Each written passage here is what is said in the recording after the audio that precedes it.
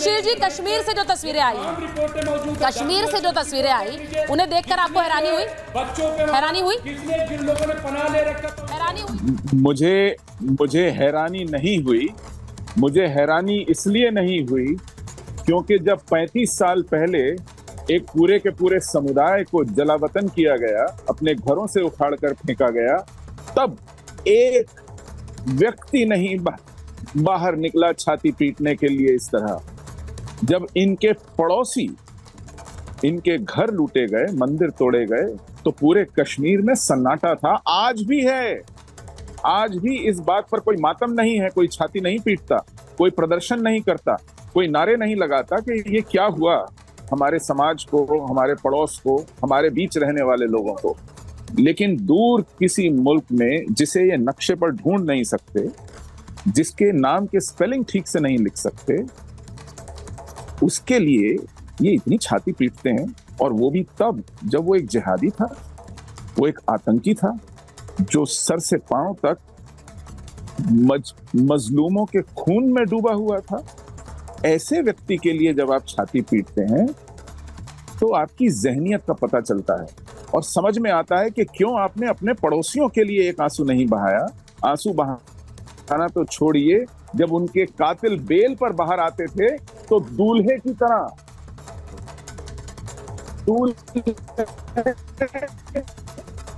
उनका पूरा का पूरा मोहल्ला तालियां बजाता हुआ, गाने गाता हुआ उस पर। जी, आपके पास वापस आ रही हूँ, आपका ऑडियो कुछ खराब है। मैं अहमद अयाज साहब के पास जा रही हूँ, कश्मीर से जुड़े हैं हमारे साथ। अहमद साहब, मेरा सवाल आपसे दूसरा है। मैं सिर्फ ये पूछना चाह रही हूँ, आप भी मानते हैं कि नसरल्ला शहीद?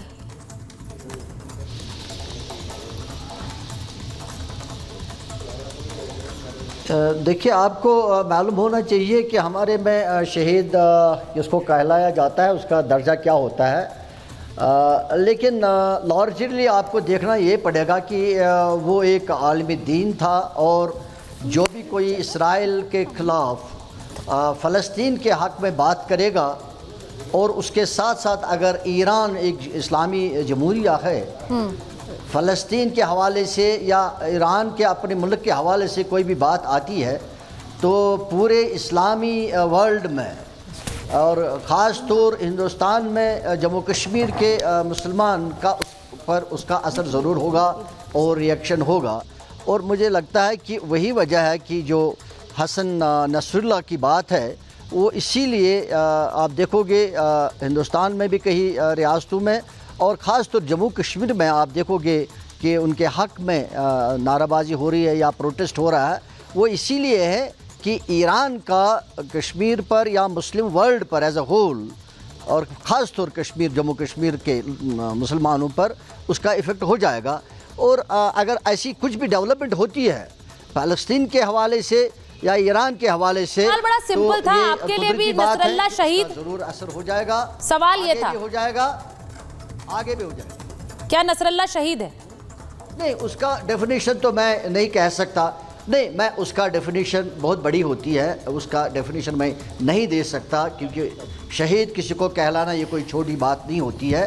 वो तो अल्लाह ताला बेहतर जानता है कि क्या हाल है, क्या नहीं हाल है। लेकिन जो हमने देखिए, मैंने अयाज साहब, मैंने ये सवाल इसलिए पूछा क्योंकि कश्मीर से कुछ ऐसी तस्वीरें आई जहां बड़ी संख्या में लोग सड़कों पर उतरे और वहां पर ये कहा जा रहा है कि हर घर से नसरल्ला निकलेगा, ये भी नारे लग रहे हैं वहां पर। थोड़ी देर में मैं सुनवाऊंगी भी, छोटी छोटी बच्चियां भी बातें कर रही हैं, वो भी मैं सुनवाऊंगी। अब उनको किसने बताया है नसरल्ला के बारे में? एक छोटी सी बच्ची कह रही है कि हम तो शहादत के लिए हमेशा तैयार रहते हैं, जैसे नसरल्ला शहीद हो गए हम भी शहीद हो जाएंगे। वो ये बात कर रही है, मैं आपको सुनवाऊंगी आगे। अब मेरा सवाल ये है कि महबूबा मुफ्ती ने प्रचार टाल दिया, उन्होंने कहा प्रचार टाल दिया। बहुत से लोग आरोप लगा रहे हैं भाई कि वोट है, इस प्रचार टालने के पीछे वोट है, शिया वोट चाहिए, इसीलिए प्रचार टाल रही हैं। उन्हें क्या सहानुभूति है नसरल्ला से भाई? नहीं, सही बात, ये भी बात हो सकती है कि उनकी सियासत इसमें आ सकती है, वो माना जाएगा। लेकिन अगर आप बड़े पैमाने पर देखोगे एक सेंटिमेंट जुड़ा हुआ है ईरान के साथ और फ़लस्तीन के साथ मुसलमानों का, और कहीं भी अगर कोई ऐसी बात वारदात ऐसी वहाँ होती है तो उसका असर ज़रूर होगा और उसकी रिएक्शन ऐसे में जैसे आप दिख रहे हो ऐसे में हो जाएगी। अलबत्ता जहाँ तक मुफ्ती का ताल्लुक है, हो सकता है उसमें सियासत भी है, उससे भी इनकार नहीं किया जा सकता। नहीं तो आज ही वोटिंग के दरमियान ये बात क्यों आती, इससे पहले भी बहुत सारे मामला हो चुके हैं। ये माना जाता है कि उसमें सियासत भी हो, उसे इनकार नहीं किया जा सकता। उन्होंने एक कैंपेन भी बंद कर दिया, that we cannot deny, but to say कि इसका असर नहीं होगा वो मानना सही नहीं है। इसका ज़रूर असर होगा, ख़ास तौर जम्मू कश्मीर के मुसलमानों पर इसका असर होगा और उसका वो रिएक्ट करेंगे। अच्छा, आप जो ये बात कह रहे हैं, आप ये जो बात कह रहे हैं, मैंने कुछ बुनियादी सवाल, जरा सवाल पर ही आप स्क्रीन पर चला सकते हैं। मेरे कुछ बुनियादी सवाल हैं जिन पर आज ये महाभारत की बहस हो रही है। अब यहाँ तारिक साहब बैठे हुए हैं, तारिक साहब तो लखनऊ से आते हैं, तो इसीलिए उनके पास एक बार जाती हूँ, उसके बाद आचार्य जी आपके पास भी आऊंगी। तारिक साहब जरा आप बताइए, लखनऊ से ये तस्वीरें आई, अब एक बड़ा सा पोस्टर लग गया है नसरल्ला का वहाँ पर इमामबाड़े वाले इलाके में, वो तस्वीरें भी मैंने अपने दर्शकों को दिखाई हैं।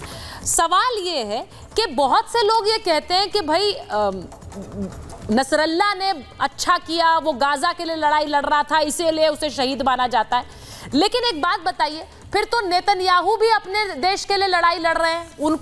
नेतन्याहू के लिए बार बार कहते हैं यहाँ पर लोग कि नेतन्याहू सबसे बड़ा टेररिस्ट है। ये बात है ना, बहुत से लोग ये बात बोलते हैं। तो अब मुझे ये बताइए, अगर नेतन्याहू भी अपने देश के लिए लड़ाई लड़ रहे हैं तो वो गलत कैसे हो गए और नसरल्ला सही कैसे हो गए?